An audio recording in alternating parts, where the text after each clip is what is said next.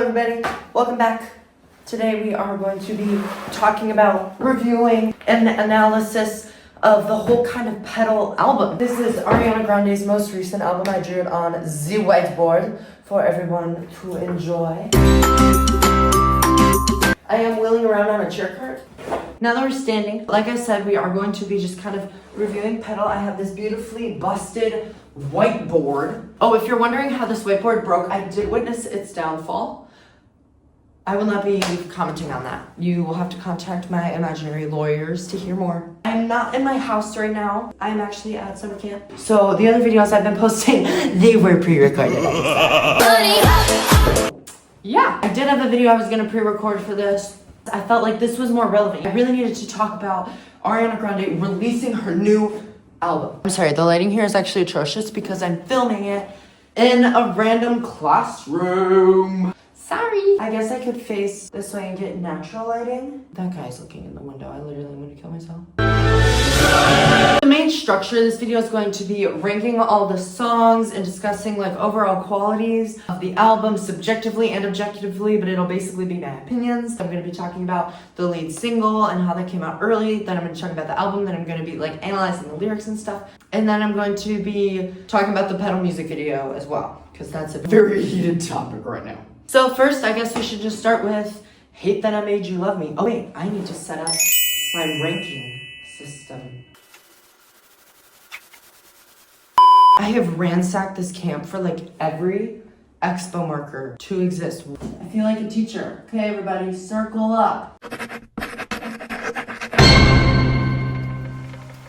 So first, we are going to get into Hate That I Made You Love Me. And I just learned that this was the first song to be written for this album. Ariana did some like Apple Music interview thing, and she said this was the first song written for the album.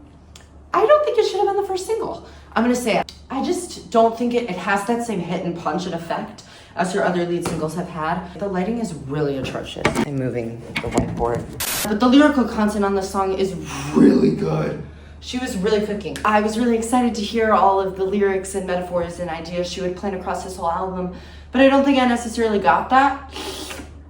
So, can I just explain every song a little bit? This song is basically just about how she's unbothered by people who are attached to a past version of herself. It's more about her haters and her critics, although I will say, as much as I don't think she wants to admit this. That was what I meant to say. I do think her fans, or a big portion of them, are the problem. I really love the integration of the title, which she did do a lot throughout the album, of saying petal or flowers from a tomb, just things like that. The song is so much better live. I am one of those people who thinks if you can show it off, you should show it off.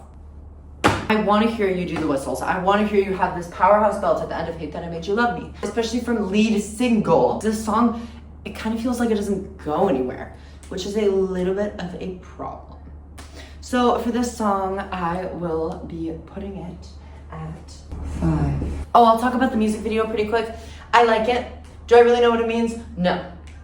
But that's okay, because I don't think it really matters. That scene of her like vanishing when she's about to get hit by a car, I love that part. Now we get to the meat of the video, and I will preface this by saying that I did not listen to everybody and their mother's ranking of this album. I actually listened to none of them, mainly because everybody talking about this album is just talking about how they think she's too skinny.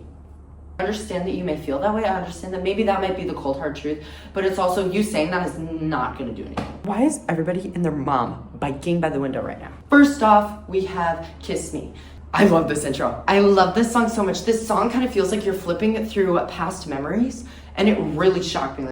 I loved it. This song, basically, it just talks about how she wants her lover here just to dive in, even if it's just for a short while, which I think is such a cute concept. And it starts, or I guess continues, this idea from Hate That I Made You Love Me, of the public needing to shut up. I feel like this song is a very perfect combination of long flowing melodies and short staccato rhythms. This song, I know this is kind of like really ruining the momentum of the video. This is gonna be my favorite. And it was immediately. Favorite song is the first one, because then the rest of the album just kind of feels like a disappointment. So next we have The Monster on the Hill, Petal. This song itself, I honestly, not my favorite. I just feel like that chorus is way too high. And I do like the contrast, but it's also like, It's such a... I don't know how much it adds to the song, honestly. It is like Evil Seven Rings, which I find funny, but it is very catchy. We're still here. We're still swinging with these metaphors. And I love that whole petal in a pavement idea. I think it's a very cool and original idea that not a lot of people have thought of. The second verse is so good. That's also a thing that you're really going to realize on this album. I love the verses and the choruses. They're just kind of the same. I wish this song had a bridge. Where is the bridge? I really want her to do like, you know, just let it all out on this song specifically because she seems so angry. It would really build the emotion. I feel like, I don't know, her emotion wasn't as strong on this record. This one is just gonna go right here. Why is somebody barking right there? Next we have Stay. This song is so good. The verses are really catchy. The syncopation in the second chorus, very delicious. We get a bridge. So I was very happy to hear a bridge. Although we didn't get a lot of metaphors on this track, I will say the lyrics are cute and it's not a very basic idea, even though it's even though it's a very basic title. Because Stay, when I read Stay, I was like, oh, this is gonna be the worst song on the album. I thought that. Every song ever is named Stay. But this one's really good. This one's really good. Once again, the live version hits so much harder. And I know people are always saying, well, the live version always hits harder. The live, yeah. She's usually just adding a riff to the high note. She's not adding full high notes. I want these high notes in the song. This song is going at number 3. Next we have Oh Well. The best part of this song was the snippet that she released. I realize that is the chorus, but that's also the best part. So we can just get that over with right away and it sounds better without the instrumental. The verses are really good. This was another instance of I wrote down in my first initial listen, I was like, the verses are so good. I want more of the verses. Stop going to the chorus. Which is really not what you're supposed to do in a song. You're really not supposed to have the listener begging for the verses again. That's where you're supposed to be begging. They're supposed to be begging for the chorus. I mean, obviously I'm very happy that I like the verses because that means I like the song. The verses especially, they give this rotating feeling that feels like you're rotating. I like feeling that in my ears. I wish the a cappella section in that second chorus, here I'll play it. Good things can replace dysfunction, obsession, things. I wish it was longer. It feels like we dip our toes into it and then we're like, oh, I need to get out of that water. I need to get out of that water before I get burned. Stay in the water. Dip more than your toes. But yeah, the overall meaning of this song is just kind of leaving someone and just being lukewarm about it. But I'm also just lukewarm about this song, so it's gonna go on number 7. Next, we have Big Feelings. Yeah, I think I give him big feelings. This intro had me hooked. I was so excited. The second I heard this song, I was like, oh, we're getting Supernatural. We're getting True Story Part 2. I was so excited, and then she started singing. I don't know what it was about this first verse. I liked it, but I was like, that is not where I wanted it to go. And then we get to the chorus and it's just big feelings. It's like, no, we shouldn't just be saying the title again and again. Because this is one of the most basic titles on the album. The song doesn't really say much. I mean, if you go to Genius, the page, there's one line. I feel like I ranked this really low. It is really catchy and I do really like it. It is going. Next we have Freak.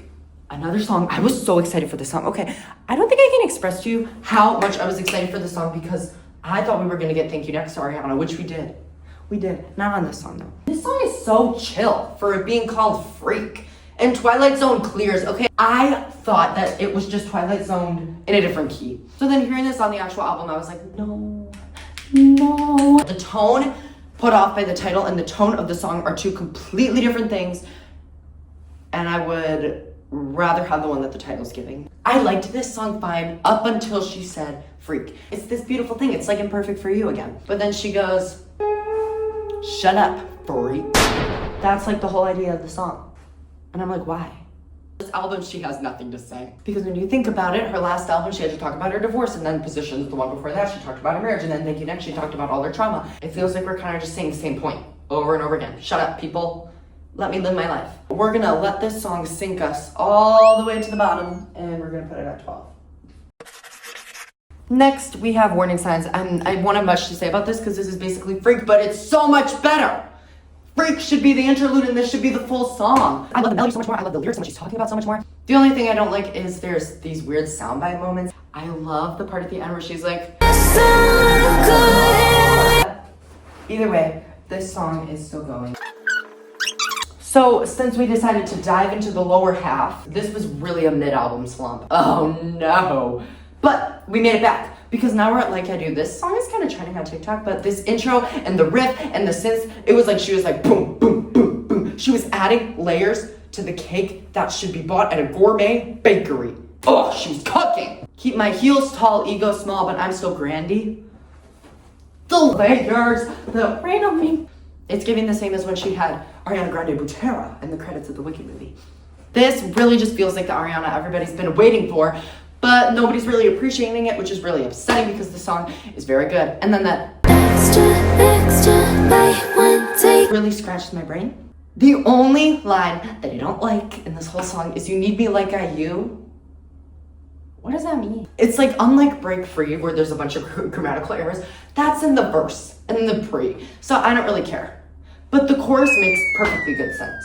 But in this song, it's like the titular line that doesn't make sense. You need me like I you. Number 4. We're not slumping yet because next we have Never Get Over Me. Now, I will be honest, the only thing I could think of when I was listening to the song was Dandelion, and how I was like, why isn't Dandelion on this album, specifically because this album is about petals? But I like this song more than Dandelion. I don't think it's a bad thing. It sounds like, oh, I like this one more. I like the message and the melody more. It doesn't have some long on trumpet solo that I don't care about. And the instrumental riff at the end of each chorus is just beyond catchy. I love this song, and this kind of got me back in the swing. Story time. At this camp, they take your phone at night, so I couldn't listen to this when it came out, even though I very much would have sacrificed sleep to listen to it when it came out, but I couldn't do that, so I had to wait until the morning. And then after we had our stupid morning lineup, which takes way too long every day, I was able to listen to it. But right as I got to like the midpoint of the album, right after warning signs, I had to take a shower because, you know, I have to get ready. I was listening to this and I was getting ready, and I only have like an hour in the morning before my classes, so I had to get ready. Even though this album is 30 minutes, I had to take a shower right when I got there, and I was really thinking, oh my God, this album is never ending and it's getting boring. But then I put my headphones in, I heard Like I Do and Never Get Over Me, and I was back. So Never Get Over Me is going at number... The penultimate track, I think it's called, that's the second to last, right? Is Bad Thing, in parentheses, Bunny Hop. Where was the bunny hop? Bunny hop! Where was it? I was expecting this like really good song. This was the other one I claimed. And this song also, it feels like we're at the end of a jog and we're losing pace. We're like, everybody's passed me up in the front. There's no room left for me to go. I'm just like, it feels like we're running without motivation anymore. I mean, it's not bad. It's just kind of boring. Rhyming teenage ya and needed ya. Feels really lazy. And this is actually the first time I've been approaching the end of an Ariana Grande album ready for it to end. So Bad Thing is going at number 10. We already know that Nowhere Nobody is going at number 8. I really appreciate the message of this song. I really love that it's kind of her talking to her past self in a way. But this song also feels like it was just perfectly crafted to be last. It feels like she was like, I need a closing song for the album. What do I do? It doesn't really fit alone without the album. I mean, I like elements of the song. I like the chorus. I like the guitar in the beginning. Well, actually, speaking of the chorus, I don't really like the harmonies because a lot of her harmonies are usually like intertwining harmonies, so they sound really pretty, and it's not just like perfect thirds or perfect fourths or perfect fifths. But this song is. It's basically just like everybody's singing, and it just feels like a block. The complexity of getting older, and like you don't feel that in the actual melody itself, which is kind of disappointing. I mean, it's really pretty. We have approached the end of ranking this album. Overall, I will say this album was not the best to listen to first time because this is not what I was expecting. I'm actually very happy that it's kind of a big pivot from Eternal Sunshine, especially because that was kind of a prolonged era and it had a very beefy deluxe, and I think it's like 20 tracks now or something. But I love Eternal Sunshine so much. I love it so much. And I mean, maybe. Well, I was actually thinking, I was like, what if I gave you guys my ranking so I could just like show you where this album would fit? But I feel like that should be a separate video where I rank every Ariana album and I explain it, because otherwise y'all are gonna be fighting in my comments over why Sweetener is so low, because yes, it will be low. Another reason that the expectations for this album were different was because the album cover doesn't match. I know we all loved the album cover when it came out, and we were like, oh my God, it's the first time she's smiling on an album cover, but she's not happy. She is not happy, and it's because of you. That's why she's not happy. So I think it should have been either the Hey Then I Made You Love Me ones, because I think those are better. Especially this photo, I love this photo, but I also really love this photo. I love them both equally, actually. I also really love this picture disc cover. I love it so much. This is what I'll talk about last. The Petal music video. Not to end this video on like a sad note, it is kind of confirmed that after tour, Ariana will be stepping back. And I mean, I'm very happy. Honestly, I'm very happy because it's kind of getting draining to be such a big fan of Ariana Grande and just see every time she does something new, people just have something very negative to say about her. Whether it be her body, whether it be her voice, whether it be her appearance, just it's never something that's about the art. It's always just about why does she look like that? Why does she do her eyebrows like that? Why is she getting thinner? But I think it's also very important to recognize that this music video is talking about why. It's like the explanation for why. If you think back, I love the people, I know that people just, they love to rewrite history, but it's not true. 2020, people called her fat. People spread this picture and said, Ariana Grande is chubby and fat and she needs to lose weight. That becoming a trending thing, it solidifies in your brain. I don't care how famous you are. Hearing someone say the same thing over and over again gives it merit, gives it truth in a way, even if it's not true. It makes you feel like it is. I don't know. It's none of my business, but we're gonna talk about this music video.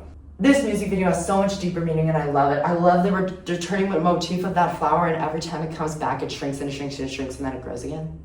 But I mean, basically the main thesis of this statement is no one ever was gonna think she was good enough in music. She came. My everything yours truly era. She came, she walked in, she said, this is who I am. And everybody said, okay, but you're just so innocent. So then she came back and she was like, I can be raunchy too. I'm sorry, this is the part that everybody didn't really had a problem with. She comes back, dangerous woman. Reminder, in the first clip they told her she needed to lose a few. So now she's coming back like this. And they say like no sex appeal needs work done. So now she's blonde, which symbolizes the Wicked era, but it also kind of symbolizes the Thank You Next Impositions era. It's like that whole kind of lump sum of years where she was very plastic surgery. She had like the breastplate and came back desperate, trying too hard. So then she comes back very similar to how she was before, and people are saying, and now they're saying after she comes back very similar to how she was in the beginning, you're unauthentic. We want the original you. And then she kills them all as she should. And then I mean the painting in the back symbolizes a lot of things with its meaning. And it's so cool to see that the end of the music video saying she finally found her place in acting. But it is sad considering now that she dropped out of Sunday Walk in the Park with George. Anyway, happy. We need to be happy. End this video on a happy note. I hope you enjoyed Petal, most of all. I mean, if you thought this video was a piece of crap, it probably was because I don't have a mic and I'm using window light. Stay tuned. Next week will be my interlocking video. And then the week after that will be the video that was supposed to come this week. So, yeah, thank you so much for watching. Thanks for watching.